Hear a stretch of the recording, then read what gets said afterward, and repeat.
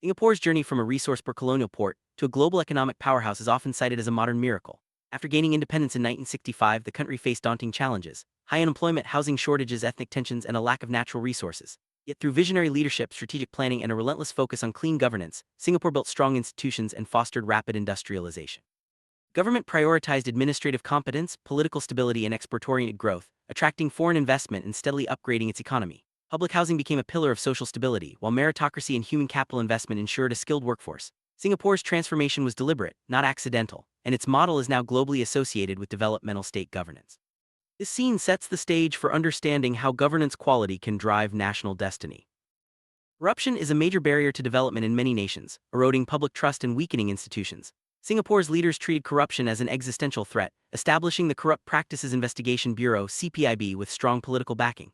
Enforcement applied to all, regardless of rank, and civil servants were expected to uphold high ethical standards.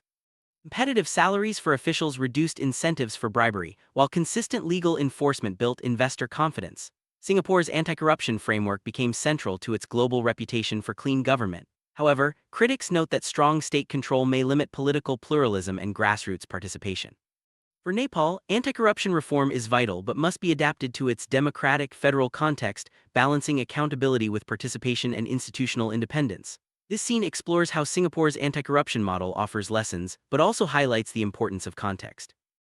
Singapore's leaders recognized early that their most valuable asset was their people. With limited land and resources, education became a national strategy, tightly linked to economic planning and administrative recruitment.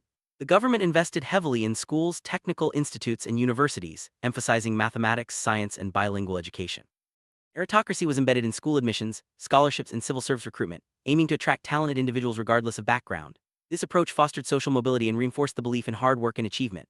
However, critics argue that meritocracy can lead to elite concentration and social pressure. For Nepal, human capital development is crucial, but challenges like unequal access, skills mismatches, and brain drain persist. Singapore's experience suggests aligning education with economic strategy and expanding technical training, but Nepal must adapt these lessons to its own realities. This scene highlights the role of education and meritocracy in nation building. Defining feature of Singapore's development is its fiscal discipline and long-term planning. The government avoided chronic deficits, accumulated reserves, and invested strategically in infrastructure. Institutions like the Central Provident Fund and Sovereign Wealth Funds, GIC Temasek Holdings, managed national savings and investments, supporting intergenerational stability. Infrastructure development was closely tied to industrial policy and trade competitiveness, making Singapore attractive to global investors. During crises, strong reserves enabled rapid response and economic stability. Critics question transparency and social equity, but Singapore's model shows how fiscal prudence can be a strategic asset. For Nepal, lessons include the importance of long-term planning, transparent investment governance, and improved capital mobilization, especially in areas like hydropower. However, Nepal's fiscal capacity and political fragmentation require tailored approaches. This scene underscores how financial governance shapes resilience and development. While Singapore and Nepal share aspirations for prosperity, their contexts are profoundly different. Singapore is a compact, urbanized city-state with centralized administration, while Nepal is a mountainous federal republic with diverse ethnic, linguistic, and regional dynamics. Nepal faces governance fragmentation, infrastructure deficits, political instability, and large-scale labor migration. It also possesses immense cultural richness, hydropower potential, and a young population. The key question is not whether Nepal should imitate Singapore, but how it can thoughtfully adapt governance principles to its own democratic and socio-cultural realities.